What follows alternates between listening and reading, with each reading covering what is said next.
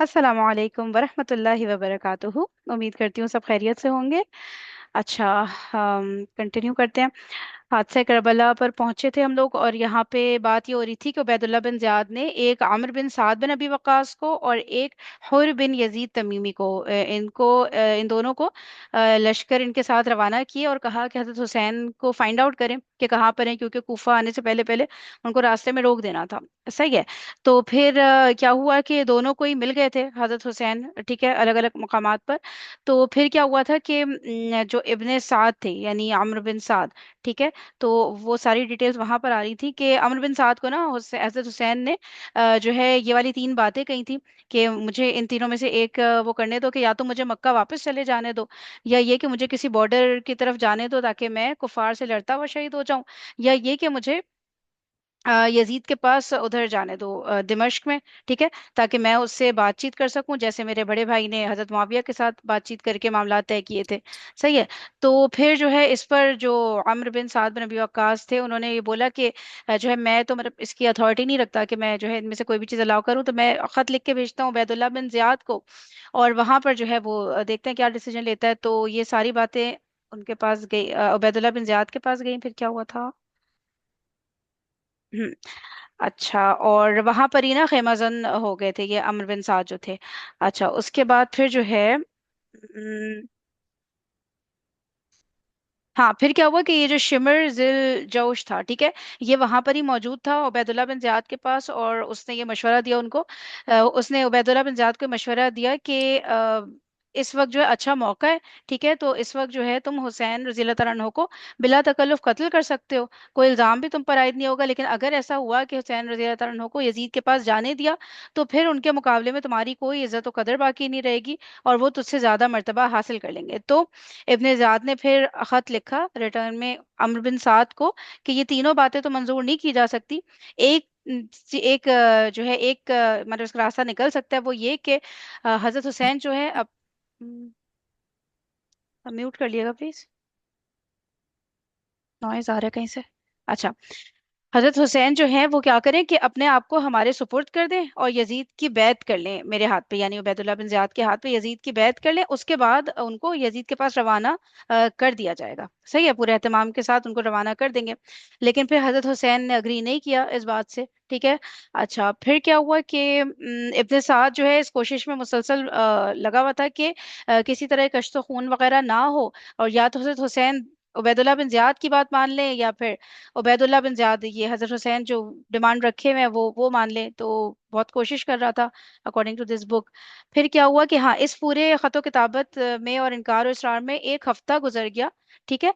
और फिर क्या हुआ कि हाँ, इब्न ज़ियाद के पास ये खबर पहुंची कि जो ये जो अमर बिन साद है, ये वहां पे खेमाजन हुए भी हजरत हुसैन के साथ, ठीक है।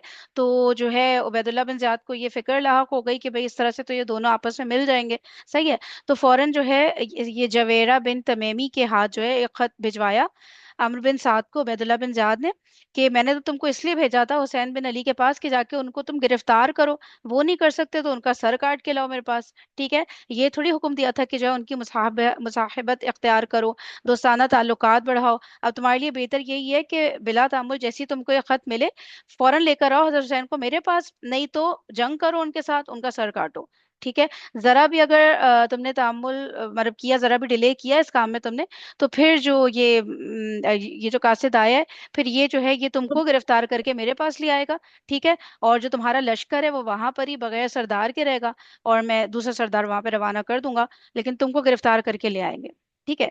तो 9 मुहर्रम का दिन था, सही है, जब जवेरा ये खत लेकर अमर बिन साद के पास गया। तो जैसे ही अमर बिन साद को ये खत मिला है, फौरन उसने क्या किया कि फौरन ही खड़ा हो गया घोड़े पर सवार होकर, लश्कर को तैयारी का हुक्म दिया, ठीक है। और जवेरा को कहा कि देखो तुम गवाह रहना कि जैसे ही मुझे हुक्म मिला है अमीर का, उबैदुल्ला बिन ज़ियाद का, मैंने फौरन जो है उसको फॉलो करना स्टार्ट कर दिया है, ठीक है।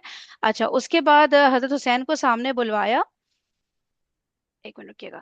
हजरत हुसैन को सामने बुलवाया और बताया कि भाई उबैदुल्ला बिन ज़ियाद का जो है ये खत आया, ये हुक्म आया है, ठीक है। तो अगर मैंने देर की इसमें तो ये कासिद तो मुझे ही गिरफ्तार करके वहां ले जाएगा। सही। तो हजरत हुसैन ने कहा कि मुझे कल तक सोचने के लिए मोहलत दो, ठीक है, एक दिन का टाइम दो। तो इस पर इब्ने साद ने जवेरा की तरफ देखते हुए कहा, जो खत लेकर आया था, कि कल तो ज्यादा दूर नहीं है, इतनी मोहलत इनको दे देते हैं, एक दिन और की। सही है। अच्छा, फिर क्या हुआ कि इब्ने साद मैदान से वापस आया और फौज को हुक्म दिया कि कमर खोल दो, आज कोई लड़ाई ना होगी।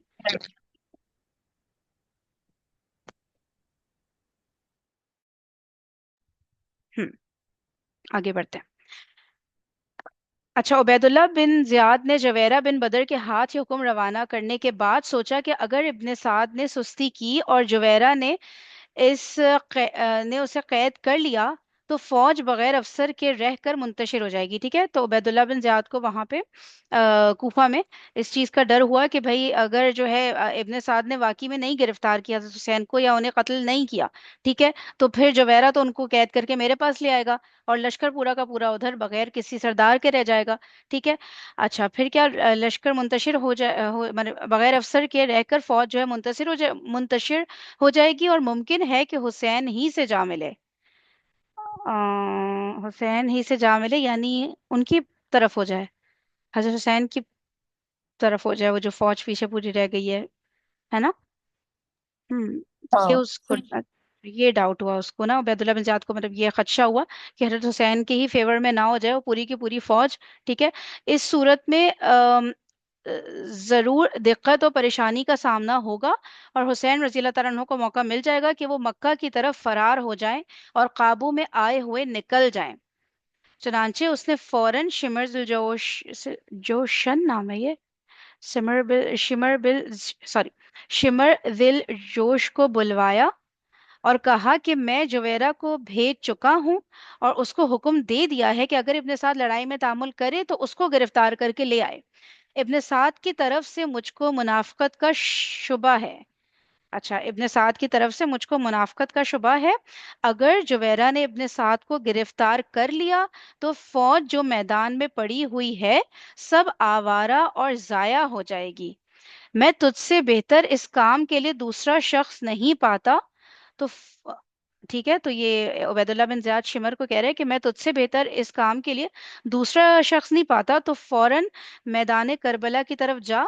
ठीक है, तू फौरन मैदान करबला की तरफ जा, और अगर इब्ने साद गिरफ्तार हो चुका हो तो फौज की कमान अपने हाथ में ले ले और हुसैन से लड़कर उनका सर काट ला। अच्छा, अभी तक सारी बात हो रही थी कि या तो हजरत हुसैन को गिरफ्तार कर लाओ या उनको अगर नहीं हो, ये गिरफ्तार नहीं कर सकते तो फिर उनको कत्ल कर दो। लेकिन अब जो शिमर को इंस्ट्रक्शंस गए हैं according to this book Ubaidullah bin Ziyad की तरफ से, वो ये कि जाओ जाके कमान संभालो और हजरत हुसैन से लड़कर उनका सर काट कर लाओ। अब गिरफ्तारी वाले ऑर्डर्स खत्म हो गए। अगर इब्ने साद गिरफ्तार ना हुआ हो, ठीक है, अगर इब्ने साद गिरफ्तार ना हुआ हो और लड़ाई में तामुल कर रहा हो तो फौरन जाते ही लड़ाई छेड़ दे। ठीक है, फौरन जाते ही लड़ाई छेड़ दे और काम को जल्दी खत्म कर दे। मतलब दोनों सूरतों में लड़ाई छेड़ने के, अगर कि मैं तुझसे बेहतर अगर जो है इब्ने साद ने जो है वहां पे नहीं हजरत हुसैन को गिरफ्तार किया है, ठीक है, और जो है उल्टा क्या हुआ है कि जवेरा ने इब्ने साद को गिरफ्तार कर लिया और वो वापस लेकर आ रहा है, उस सूरत में भी तुम वहां पे लड़ाई छेड़ो, है ना, जंग छेड़ो और हजरत हुसैन को कत्ल करो। और अगर जो है वो तामुल कर रहा है यानी कि हेजिटेट कर रहा है ना, हजरत हुसैन को गिरफ्तार करने में या कत्ल करने में, उस सूरत में भी तुमने वहां पे लड़ाई छेड़नी है, दोनों सूरतों में, है ना। तो सही है, और लड़ाई में तामुल कर रहा हो अगर इब्ने साद, तो फौरन जाते ही लड़ाई छेड़ दे तू और काम को जल्दी खत्म कर दे। शिमर जिल जोशन ने कहा कि मेरी एक शर्त है। अच्छा, शिमर ने उबैदुल्ला बिन जाद को ये सब इंस्ट्रक्शन सुनने के बाद कहा कि मेरी एक शर्त है, वो ये कि आपको मालूम है कि मेरी बहन उम्मुल बनीन बिनते हराम, उम्मुल बनीन बिनते हराम हजरत अली की बीवी थी। अच्छा, शिमर ने ये कहा उबैदुल्ला बिन जाद को कि मेरी बहन उम्मुल बनीन बिनते हराम हजरत अली की बीवी थी, जिसके बतन से हजरत अली के चार बेटे उबैदुल्ला, जाफर, उस्मान और अब्बास पैदा हुए। अच्छा, हजरत अली की बीवी थी तो हजरत अली के चार बेटे जो है शिमर की बहन से हुए, उबैदुल्ला, जाफर, उस्मान और अब्बास। रजी अल्लाह अन्हुम, मेरे ये चारों भांजे भी अपने भाई हुसैन रजी अल्लाह अन्हु के हमरा मैदान करबला में मौजूद हैं। सही है। तो ये चारों जो भांजे हैं मेरे, ये भी हजरत हुसैन के साथ मैदान करबला में हैं। आप इन चारों को जान की अमान दे दें। उबैदुल्लाह बिन ज़ियाद ने उसी वक्त कागज मंगवाकर चारों के लिए अमाननामा लिखकर और मोहर लगाकर शिमर जिल जोशन के सुपुर्द किया और उसी वक्त उसको रुखसत कर दिया। अच्छा, ये चारों बेटे अच्छा शिमर के भांजे थे। ठीक है, तो इनके लिए तो अमाननामा लिख दिया उबैदुल्लाह बिन ज़ियाद ने। अब आगे देखते हैं। जवेरा रात के वक्त रवाना हुआ था और जुमेरात के दिन अलस सुबह लश्करगाह करबला में पहुंच गया था। ठीक है, जवेरा की अभी बात हो रही है, सही है ना। जो इब्ने साद के पास खत लेकर गया था, तो वो कह रहे हैं कि रात के वक्त रवाना हुआ था और जुमेरात के दिन अलस सुबह, जुमेरात का दिन यानी कि 9 मुहर्रम के दिन अलस सुबह लश्करगाह करबला में पहुंच गया था। शिमर सुबह के वक्त रवाना हुआ और असर के वक्त पहुंचा। अच्छा, शिमर 9 मुहर्रम को सुबह रवाना हुआ है कूफा से और असर के वक्त करबला पहुंचा है। शिमर के आने पर तमाम कैफियत जो पेश आई थी सुना दी। अच्छा, शिमर के आने पर, शिमर जैसी वहां पे पहुंचा मैदान करबला में, तो जो भी कैफियत पेश आई थी, जो इब्ने साद से सारी बात हुई थी जवेरा की, वो सब सुना दी। तो शिमर ने कहा कि मैं तो एक लम्हे की भी मोहलत ना दूंगा। अच्छा हाँ, जवेरा ने बताया होगा ना कि एक दिन की मोहलत दी है हजरत हुसैन को ना, इब्ने साद ने, वो मांग रहे थे हजरत हुसैन एक दिन की मोहलत, तो वो दे दी उनको। तो उस पर जो उसने, शिमर ने कहा कि मैं तो एक लम्हे की भी मोहलत ना दूंगा, या तो इसी वक्त लड़ाई के लिए मुस्तैद हो जाओ, वरना लश्कर मेरे सुपुर्द कर दो। हाँ, अभी लश्कर इब्ने साद के ही अंडर था ना पूरा का पूरा। ठीक है, तो जो है अब वो कह रहे हैं कि या तो अभी लड़ाई के लिए तैयार हो जाओ, या ये कि लश्कर को मेरे सुपुर्द करो। तो इब्ने साद उसी वक्त सवार हुआ और शिमर को हमरा लेकर हुसैन रजी अल्लाह तआला अन्हु के पास आया। अच्छा, ठीक है, इब्ने साद तो उसी वक्त सवार हुआ और शिमर को लेकर हजरत हुसैन के पास आया और कहा कि उबैदुल्लाह बिन जियाद ने ये दूसरा कासिद भेजा है। ठीक है, पहले जुबैरा को भेजा था, अब शिमर को भेजा है और मोहलत आपको बिल्कुल देना नहीं चाहता।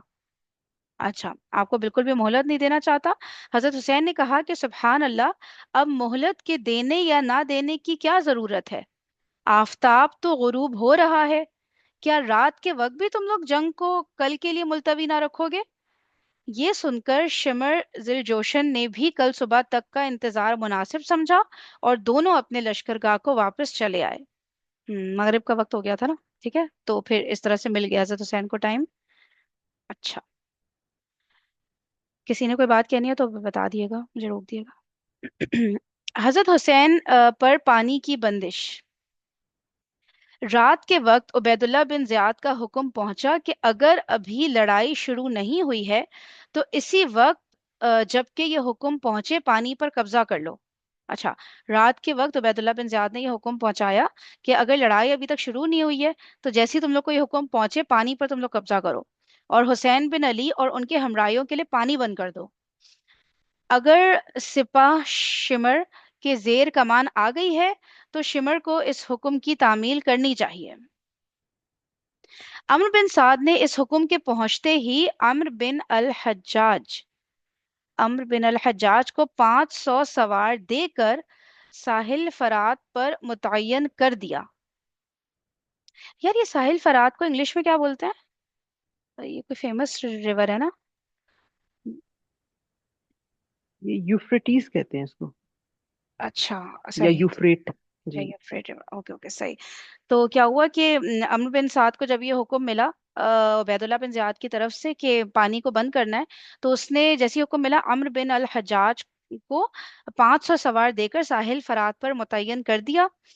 अ, इत्तेफाकन इत- इत- इत्तेफाकन दिन में, है ना, इत्तेफाकन दिन में हुसैन के हमराइयों ने पानी अपने लिए नहीं भरा था। ओके, ठीक है, तो दिन में साहिल फरात से पानी ही नहीं भरा था हजरत हुसैन के हमराइयों ने, तो उनके तमाम बर्तन खाली हो गए थे रात तक ना। रात को जब पानी भरना चाहा, तो मालूम हुआ कि दुश्मनों ने पानी पर कब्जा कर लिया है। हुसैन बिन अली ने अपने भाई अब्बास बिन अली को 50 आदमियों के हमरा पानी लेने को भेजा। तो दैट मीन्स ये अब्बास जो हैं, ये फिर वही शिमर का जो भांजे, जो चार भांजे थे, उनमें से होंगे। मुझे ज्यादा नहीं पता इनकी फैमिली की डिटेल्स, लेकिन अभी ऊपर जो नाम आया उसकी बेसिस पे कह रही हूँ। ये वही है। वही है ना? अच्छा, तो ठीक है, सही हो गया। तो हुसैन बिन अली ने क्या किया कि अपने भाई अब्बास बिन अली को 50 आदमियों के हमरा पानी लेने को भेजा कर जबरदस्ती पानी लाए, मगर उन जालिमों ने पानी ना लेने दिया। पानी लेने को भेजा कि जबरदस्ती पानी लाए। अच्छा, उन लोगों ने इनको भी नहीं, हजरत अब्बास को भी नहीं लेने दिया, ठीक है।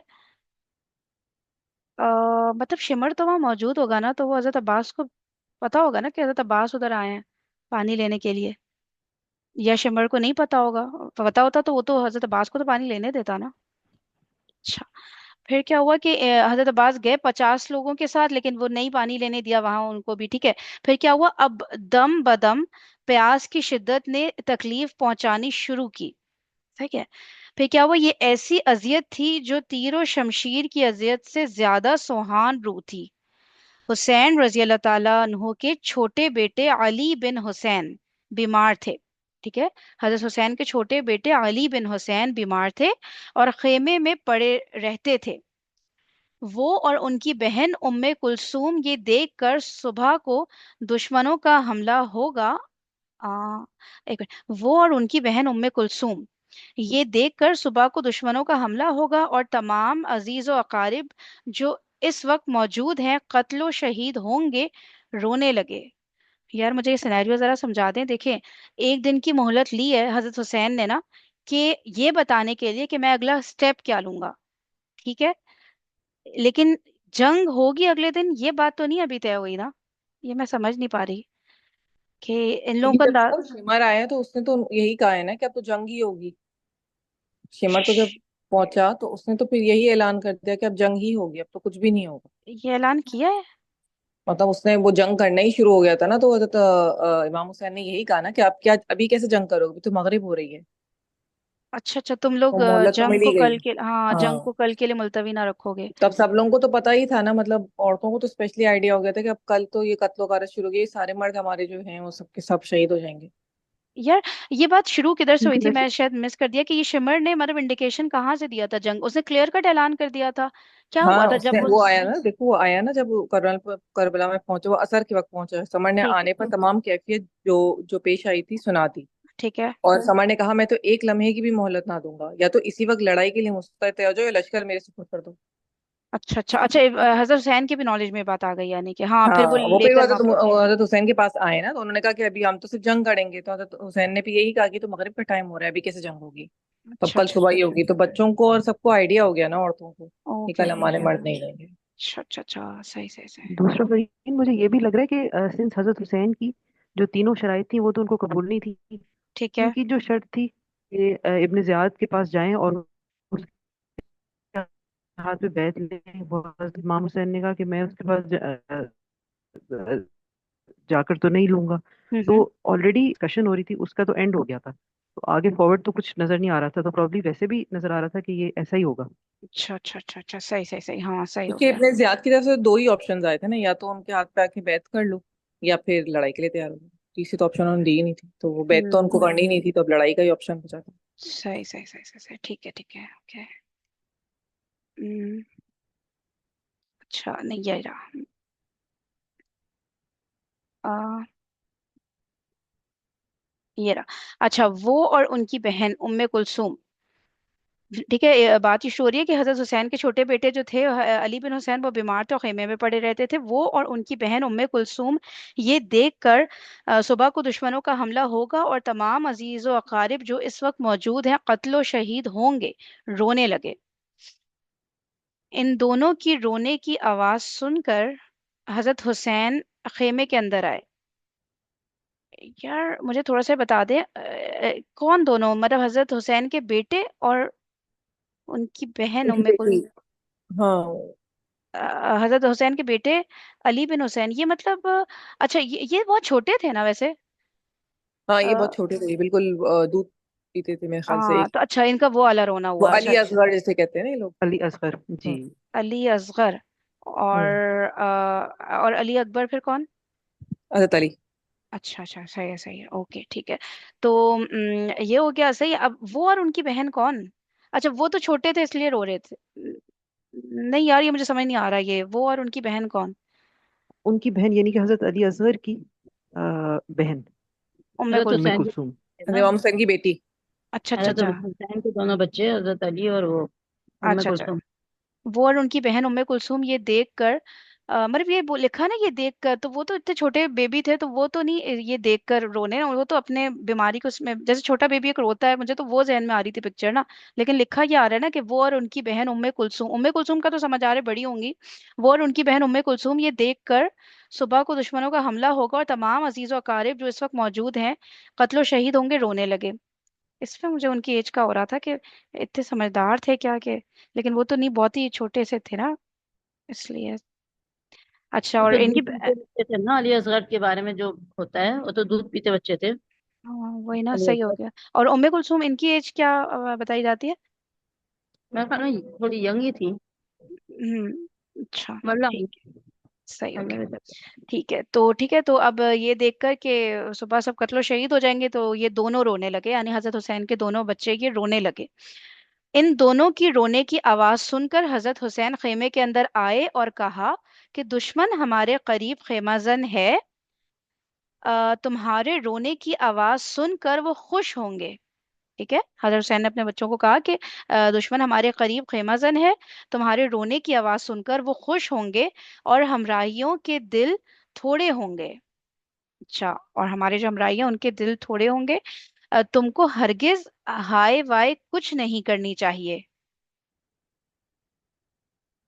उन सॉरी फरहीन, जो हम्म। हजरत उम्मे कुलसूम थी वो मैंने देखा है, वो हजरत इमाम हुसैन की बहन थी। अच्छा, सही सही सही सही सही। हजरत उम्मे कुलसूम जो थी हजरत इमाम हुसैन की बहन थी। ठीक है, वो और उनका भतीजा फिर रो रहा था, दैट मीन हजरत हुसैन का बेटा अली बिन हुसैन। सही है। ये हो गया, उनकी बहन थी, यानी कि वो तो फिर ठीक है, बड़ी थी। सही है। तो वो हजरत हुसैन ने आकर बोला कि नहीं, तुम लोग रो नहीं, तुमको हरगिज हाय वाय कुछ नहीं करनी चाहिए। उनको बमुश्किल खामोश किया। ठीक है। और बाहर आकर फरमाया कि वाकई बच्चों और औरतों के हमरा लाने में हमसे बड़ी गलती हुई है।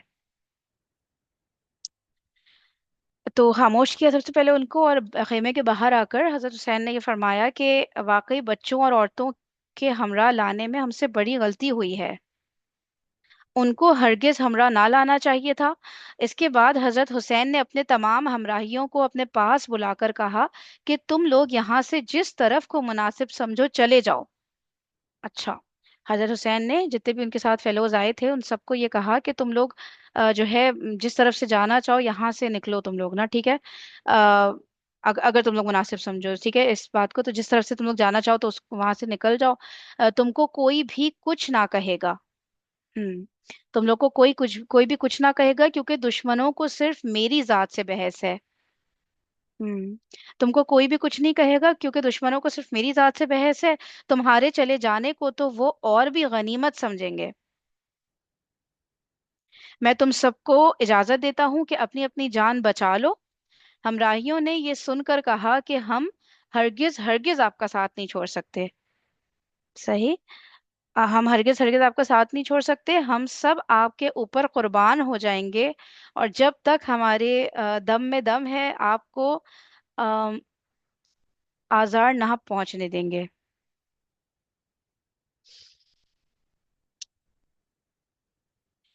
इस फरहीन, हम्म।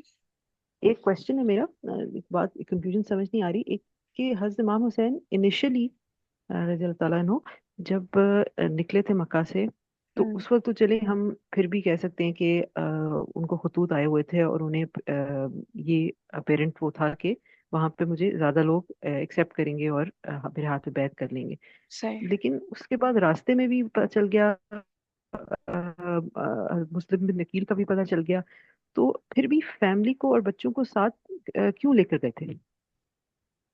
अगर एक ऐसे मामले के लिए जा रहे थे जो कि यजीद जैसे शख्स का तो उन्हें पता ही था, हम्म। उबैदुल्लाह बिन जाद का, चले वो उस वक्त नहीं गवर्नर था, हम्म। लेकिन क्या ये कोई को आंसर कर सकता है, या आप लोगों को समझ आती है कि वो क्या रीजन थी कि उन्होंने सिर्फ मर्दों को नहीं लेकर गए, सारी फैमिली को साथ लेकर गए? एक चीज जो क्योंकि अब जिस नहीं, तरह ये स्टेटमेंट आई है, ये पहली दफा मैं सुन रही हूँ कि जी जी। अभी हमने जब पढ़ा था ना कि जब वो आए थे, जब उनको खत में पता चल गया था कि मुस्लिम बिन अकील कत्ल कर दिए गए हैं, शहीद कर दिए गए हैं, तो उसके बाद उन्होंने मतलब वो डिसीजन लिया था कि अब हम सब वापस जा रहे हैं, उनका डिसीजन हम्म यही हो गया था। लेकिन मुस्लिम बिन अकील के बेटों ने ही इसरार किया कि नहीं, आप बदला लेके जाएंगे। तो उसके बाद देखें, किताब में भी ये बात लिखी है कि थोड़ा दूर वो बड़ी परेशानी और कंफ्यूजन की हालत में चले कि अब क्या हम्म करना चाहिए। वो चाह रहे थे कि ये डिसीजन मुस्लिम बिन अकील के बच्चे खुद ही वापस ले लें, सॉर्ट ऑफ, क्यों नहीं लेना बदला और वापस चलते। अभी वो डिसीजन ही नहीं हो पाया था कि वहां से फौज ने इनको घेर लिया, इब्ने जियाद की फौज ने। हम्म वरना किसी के हम्म, साथ वापस, फैमिली सही को सही। खुद बेशक आगे जाते, फैमिली को वापस किसी के भी साथ रवाना कर सकते थे, है ना। वो हम्म। तो मेरे ख्याल से मना भी नहीं करते ये लोग ना, कि फिर आप वहां आके जब फैमिली। वो पकड़े गए उसके बाद तो फिर वही शराइत रखी उन्होंने और उन्होंने नहीं मानी, और फिर अब वो बिल्कुल फंस चुके थे। अब वो निकल भी नहीं सक रहे थे, जा भी नहीं सक रहे थे, कुछ भी नहीं हो पा रहा था। हम हम्म पीछे से यही पढ़ रहे हैं ना कि इमाम हुसैन जो आधे रास्ते तक तो उनको खुशफहमी थी ना, वल्लाह आलम के भाई वहां पर जाऊंगा और मैं जो ना बैत हो जाएगी मेरे हाथ पर। फैमिली भी साथ जा रही है, उन्हें यकीन ही नहीं आ रहा था कि ऐसा कुछ सिचुएशन बनेगी। लेकिन जब मुस्लिम बिन अकील की खबर मिली तो फिर वो जाहिर सा तो उनका इरादा चेंज हुआ। अब जब इरादा चेंज हुआ तो दुश्मन ने उनको निकलने नहीं दिया, उनकी फैमिली को। अब वो इसी कस्म मतलब क्या कहना चाहिए कि इसी क्या टेंशन में जो है। उम्मीदवार से कहीं भी ऐसा लग नहीं रहा कि दुश्मन को इस बात पर ऑब्जेक्शन था कि फैमिली वापस जाए। वो मुझे लग रहा है नहीं, अलाओ, फैमिली पे तो उनको नहीं। अभी भी वो कह रहे हैं ना कि तुम लोग सब मुझे छोड़ के चले जाओ, तो दुश्मन वो को तो कोई इमाम मसला हुसैन नहीं। कह रहे हैं ना। हाँ। वो इमाम हुसैन कह रहे हैं ना कि अपने हमराइयों को बोल रहे हैं ना कि आपने जाना है तो चले जाएं मुझे छोड़ हाँ। के। अब हम्म फैमिली वाला जो है ये मसला तो सबके दिमागों में अटका हुआ है ना कि फैमिली क्यों साथ गई और फैमिली को हम्म वापस क्यों नहीं चाहिए। तो शुरू से अटका हुआ है सबके दिमागों में कि वजह क्या थी, रीजन ये क्या चीज नहीं था। समझ, यही चीज है जो सबसे ज्यादा वो कर रही है, पर नहीं समझ सरकार आ रही। ये देखिए कहती है एक अच्छा, कि ये जो कि आप बीवी फिर वहां ये को कह रहे जाना हैं कि था तो उधर टाइम कितना लगना था ये उनको नहीं अंदाजा था। ठीक है कि हाँ एक मिनट, एक ये मिनट, जो सुने नहीं। सुने सुने सुने सुने, एक मिनट, एक minute, one by one. Faiza पहले आप बोले, फायजा अख्तर, उसके बाद फिर नेक्स्ट। जी, असल में इसमें एक ये पॉइंट है कि फैमिली वो क्यों ले गए, क्योंकि उनको ये अंदाजा नहीं था कि वहाँ टाइम कितना लगना है। ठीक कहाँ है ना। टाइम कितना लगना था मतलब? कोफा में अच्छा। नहीं नहीं में वहां से तो चले कितना थे, कयाम वहां से हुआ। तो जी। कूफा के लिए तो वहां से चले थे ना कि भाई कूफा जाऊंगा और बैत हो जी जाएगी। लेकिन जब रास्ते में जब मुस्लिम बिन अकील का सुना ना, उनका कहने का मकसद ये है कि भाई फिर फैमिली को वापस क्यों नहीं किया। नहीं नहीं, तो तो फैमिली वो चीज मैं कह रही हूँ कि अगर वो लेके गए हैं तो उनका ये मकसद हो सकता है कि हाँ हमें मकसद कोफा तो में ये, कितना स्टे करना है। जी जी, ठीक है, मकसद तो यही उसका था। कोई अंदाजा नहीं है। हाँ, लेकिन ये सही है। चीज है कि अब जब रास्ते में ये चीजें हो रही है, उनको ये अंदाजा नहीं था कि वाकई ये लोग हम्म, इस दुश्मनी पे इस हद तक चले जाएंगे नबी की फैमिली के साथ कि वो कत्ल करने पर आ जाए। सही जी है, आप जी। ये बात है। सोचे कि हाँ हाँ, जी जी बोले। आप सोचे कि नबी की फैमिली है जिसका एक एहतराम है, जिसको जिसके हम गदीर खुम की जो हदीस है उसमें हम पढ़ते हैं कि हुजूर सल्लल्लाहु अलैहि वसल्लम ने कहा था कि अल्लाह की रस्सी जो है वो अल्लाह की किताब है, तो उसको थाम लेना, और जो मेरी आले बैते उनके साथ यानी भलाई करना। तो वो चीज उन्होंने, उनको ये चीज थी ना कि आले बैत के साथ ये काम नहीं करेंगे वो, ये एक जो तो सही अंदाजा होता है। है। जी जी, ये समझ आ गया। और किसी और ने भी अनम्यूट किया था? जी अस्सलाम वालेकुम। जी है ना, जी वालेकुम सलाम। अ, अच्छा, मुझे मैंने ना कल ग्रुप में भी एक मैसेज किया था, इस हवाले से मैं एक क्वेश्चन भी रखूंगी। आई होप सो उससे शायद आप लोगों को कुछ समझ आ जाए, मुझे आज तक कुछ समझ नहीं आया। एक तो हम्म आपकी वो जो पहले वाली बात थी ना, जो आप एज की बात करी थी कि वो तो इन्फेंट थे तो वो रो क्यों रहे थे। एक तो हम्म वो बात मैं करती हूँ कि दो पर्सनैलिटीज हैं, एक है हजरत अली असगर और एक है अली अकबर। तो यहाँ पे जो बात हो रही है वो अली अकबर की हो रही है, अली असगर की नहीं हो रही। अली अकबर जो थे उनकी एज बड़ी थी, 18 टू कोई कहता है 18, कोई कहता है 18 + 20, 22, लाइक इस तरह की बात की जाती है। इन्फेंट जो थे ना 6 माह के ऊपर या 6 माह से नीचे आप कह लें, वो अली हम्म असगर थे। और दूसरा ये कि ये जो आप लोग बात कर रहे हैं ना 3 कंडीशंस वगैरह की, इस पे मैंने इतना सोचा और मैंने इतने लोगों से सवाल किया, मुझे आज तक जवाब नहीं मिला। और वो ये कि देखें, हमारे सामने रहती दुनिया तक कयामत तक के लिए दो मायार होते हैं, एक होता है हक और एक होता है बातिल। जब भी हम्म हक की बात की जाती है तो पूरी दुनिया में मुसलमान खासतौर पर नाम लेते हैं इमाम हुसैन का, उनको लाइक एम्बॉडीमेंट उनकी शो की जाती है कि वो हक का पैकर हैं। और जब हम्म बातिल की बात आती है तो यजीद के साथ जोड़ी जाती है। तो हम्म यहाँ पर जब हम 3 कंडीशंस की बात करते हैं, खास तौर पर जब इमाम हुसैन पाक अलैहिस्सलाम ने कहा कि मैं वापस जाना चाहता हूँ, उन्हें वापस नहीं जाने दिया गया, तो यहाँ पर एक बहुत बड़ा सवाल पैदा होता है, और वो ये पैदा होता है कि इमाम हुसैन अलैहिस्सलाम को हम हक का मयार बनाते हैं, वो भी कयामत तक के लिए, और अगर कोई बंदा हक के लिए खड़ा होता है तो वो हक के लिए खड़ा होने के लिए मयार ही स्टेंसिल ही ये बनाता है कि मैं इमाम हुसैन हुसैन के रास्ते पर चल रहा हूँ, क्योंकि वो अकेले थे, तो मैं भी अकेला हो जाऊं तो मुझे फर्क नहीं पड़ता। शहीदी होना है ना, इमाम हुसैन की सुन्नत पर अमल करना है।